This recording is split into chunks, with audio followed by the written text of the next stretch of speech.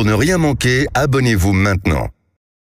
Excellence Végétale, association des signes interprofessionnels et officiels pour la filière de l'horticulture, de la fleuristerie et du paysage, présente Sud Radio, tous au jardin.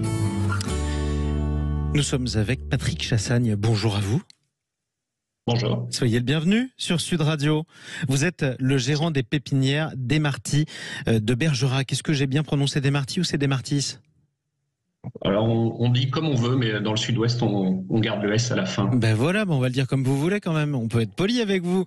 C'est le moins qu'on puisse faire. Les pépinières Desmartis à Bergerac, très bel endroit dans la Dordogne, bien entendu. Alors, vous êtes spécialiste des lilas des Indes. Vous avez 100 salariés, pépiniéristes généralistes. Mais aujourd'hui, avec vous, on va parler des rosiers. Première question, à partir de quand les rosiers sont en fleurs? Mais c'est déjà le cas?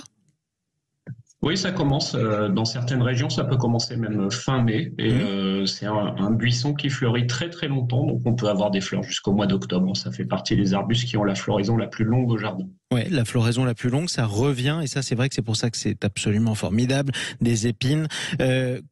Combien de temps jusqu'à l'automne, nous dites-vous, la floraison ? Oui, c'est ça. Jusqu'à l'automne, on va avoir sur les rosiers non remontants, c'est ceux qui sont en général des rosiers lianes, on a une grosse floraison au mois de mai. Ouais. Et puis après, pour tous les autres, effectivement, on a une floraison qui revient jusqu'au mois d'octobre. Alors, comment on fait justement pour l'entretenir? Parce que le rosier a sa fleur, souvent j'ai envie de la couper, je fais un bout, je vais faire un beau bouquet. Est-ce qu'il y a d'autres choses que je dois faire? Il n'y a pas grand-chose à faire. Le rosier a besoin d'un petit peu de fertilisation pour soutenir sa floraison, justement, parce que ça va lui demander beaucoup d'énergie pour faire ses fleurs. Donc, au moment où on voit apparaître les boutons, c'est bien de lui mettre un petit peu d'engrais de fond, un engrais complet ou de la corne broyée, par exemple. Et puis, ce que vous faites, c'est très bien, c'est-à-dire de couper des bouquets. Comme ça, vous coupez la tige le plus bas possible et vous êtes donc sur une section de branche qui est relativement grosse et qui va permettre de faire une nouvelle floraison également assez importante. Et de repousser. Si, au contraire, parce que j'aime la vue dans mon jardin, je ne coupe pas les fleurs et je les laisse faner toutes seules. Est-ce qu'il y a d'autres gestes d'entretien à avoir ? Non, si vous avez un peu moins de temps, effectivement, vous pouvez laisser faire le rosier tout seul et naturellement, il va se remettre à refleurir. Alors ça, certaines variétés vont faire des fruits qui peuvent être en plus décoratifs.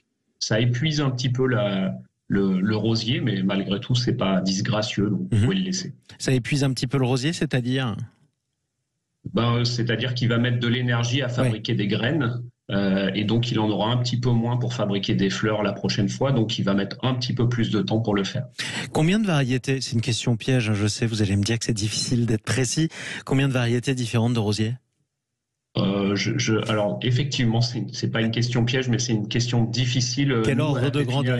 Combien de zéros? Ici à la pépinière, on a plus de 180 variétés. On peut imaginer qu'il y a plus de 500 ou 600 variétés de rosiers qui sont commercialisées actuellement. Après, il y a des variétés qui disparaissent parce qu'elles sont un petit peu moins résistantes aux maladies. Et aujourd'hui, c'est ce qu'on va rechercher. Et chaque année, il y a de nouvelles variétés qui arrivent pour en remplacer d'autres. En un mot, d'ailleurs, l'espérance de vie d'un rosier, il arrive souvent qu'on arrive dans une vieille maison et qu'on nous explique que tel ou tel rosier a été planté par telle ou telle grand-mère. Ça vit très longtemps, un rosier? Oui, les rosiers font partie des arbustes qui fleurissent très très longtemps.